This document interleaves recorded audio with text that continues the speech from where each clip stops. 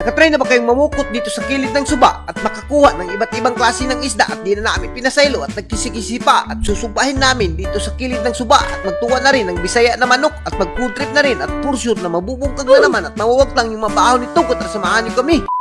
What's up to nyo guys? For today's adventure ay mamumukot at mamamaling tayo dito sa kilid ng suba at andito nga pala tayo sa Bayugo, Madrid, Surigao del Sur. Pero bago ang lahat, simulan muna natin yung makaganapan namin kagabi. At ayan ang as you can see naman guys, talagang hindi namin pinasalo yung manok sa silingan dito. Kinuhit namin dahil napakasarap naman talaga ituwa sa kilid ng suba. Kaya ayan na nga, muntik pa nakabuhi yung manok at sa puntong ito talagang hininok namin dahil nawawala yung manok. At ayan na nga, talagang hininok namin at muntik pa kami mabulyaso dito sa silingan dahil kusog talaga sumuwagit yung manok. At ayan ang as you can see naman guys, talagang hinipos ko na yung manok dito.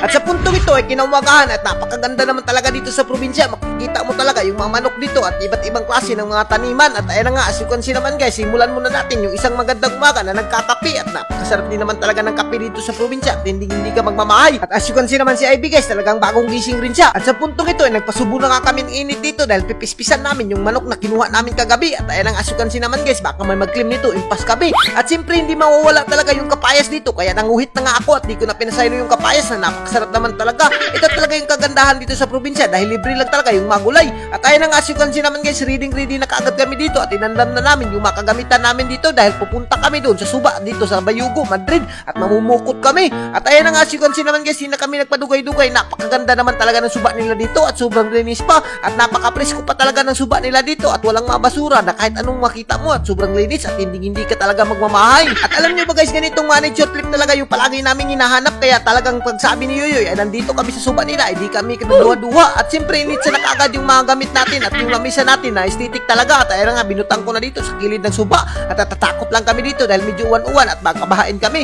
Pero asa naman ang baha o kaluyan dahil kami ni Ivy ay napaka-sweet talaga. At ayun nga, kinisan ko pa nga siya sa agtang dahil feel na feel ko talaga yung nature dito. At siyempre din ang padugay-dugay sila agaw-agaw at sila Yoyoy, tinabangan na namin ng pagtukod ng trapal dito na napakasarap naman talaga. At ayan nga, talagang binirahan na namin yung trapal at binungkot na namin para hindi kami mabasa sa ulan dito kapag nangaon kami. At sa puntong ito, talagang initsa na nga yung manok dito dahil papakuluan na natin yan at tutuwahin natin yan ng buo na napakasarap naman talaga. At kung nakatilaw na ka na yung nani na luto dahil napakasarap naman talaga at naku, mabubungkag talaga yung mabahaw mo dito. At as you can see naman guys, spread lang talaga yung sinabaw ni Yoyoy dito at tinakang nakagad namin, di na kami nagpadugay-dugay. At habang inuwatan natin na magsubo yung manok na pinahapa natin, inandam ko na kagad yung antipara na napakasarap naman talaga at mamamaling kami dito sa ilalim ng tulay at may nakita pa ngayong kabaw dito. At ayan nga, as you can see naman guys, first time ko talaga to sa pangalawang pagkakataon maka-experience sa mga ganitong pamamaling. At ayan nga, as you can see naman guys, kakaiba talaga yung pangunguha ng mga isda nila dito. Kailangan mong kapkaba ng mga bato at sinilip namin at tinusto ko nga yung lubot ko na Ivy dito at nakurat ako, kala ko kasili na yung nakuha namin. At ayan nga, sa puntong ito, nilatag na kaagad namin yung baling dito dahil itataan namin dito, baka may makasili kaming makuha dito. At as you can see naman guys, talagang tinabangan na kami ng masilingan nila Yoyoy dito ng mga taga Madrid at masasabi ko talaga, nanay, kabutan ba dyan ng taga Madrid? At ayan nga, si Uncle talagang tinabangan niya kami dahil hindi marunong talaga sila Yoyoy dito at first time na rin talaga ni Yoyoy makakuha ng ganito.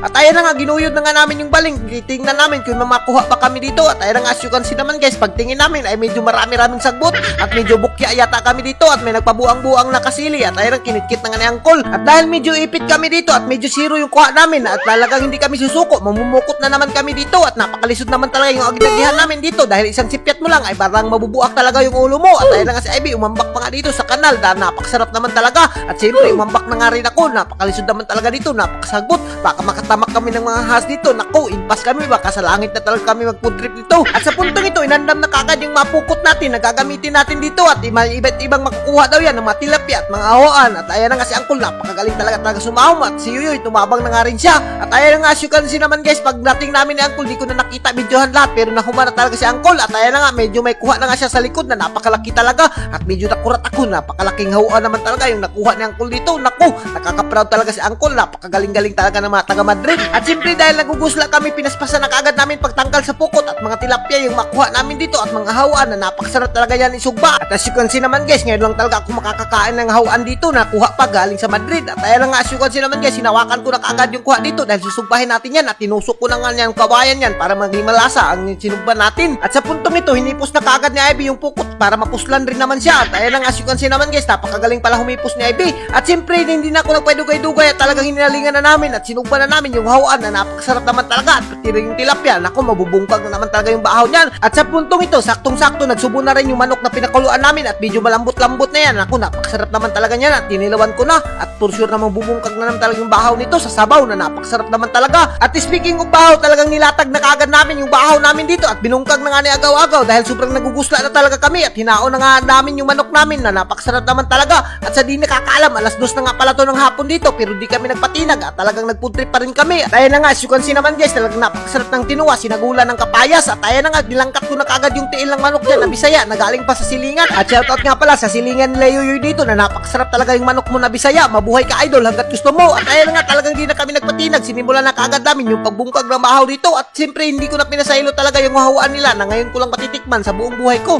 At ayan lang, kinitkit ko na nga yung paa ng manok dyan dahil sobrang nagugusla na talaga kami dito. Yung mga ganitong food tripan sa kilid ng suba, nako, hindi ka talaga magmamahay, diba ganito yung mga food trip mo. At ayan nga, pati sila Yuyoy talagang binungkag na nila yung mga bahaw. At maraming salamat talaga sa mga taga-Bayugo na tumulong sa amin na manguha ng mga ganitong isda. Napakasarap naman talaga at hindi ako nagmamahay na nakapunta ako dito. At ayan nga, as you can see naman guys, talagang medyo nabubungkag na namin yung bahaw at talagang di na namin pinasaylo. At alam nyo ba guys, simula nung nakatapak ako dito sa Bayugo, Madrid, ay talaga ngayon ko lang na-experience yung mga ganitong pamingisda. Nanay, hindi ka talaga magmamahay dito. At Jari Rabaya sa Madrid, ang napakasarap na isda at hindi ka talaga magmamahay at hindi ka makugusla dahil napakabait ng mga tao dito at tutulungan ka manguha ng mga isda na napakasarap naman talaga. At sa puntong ito, talagang binungkag na namin yung bahaw at talagang napasarap talaga yung kain namin dito. At siyempre, di na namin pinasaylo ni Ivy yung mangga na napakasarap naman talaga. At ayun na nga, as you can see naman guys, naligo na nga ako dyan, pampahilis ng napakasarap na Bisaya na manok dyan. At hanggang dito na lang kami. Kung kikanahan ka sa video namin, ay huwag mo nang kalimutan i-like and i-share para mas marami pa tayong food trip.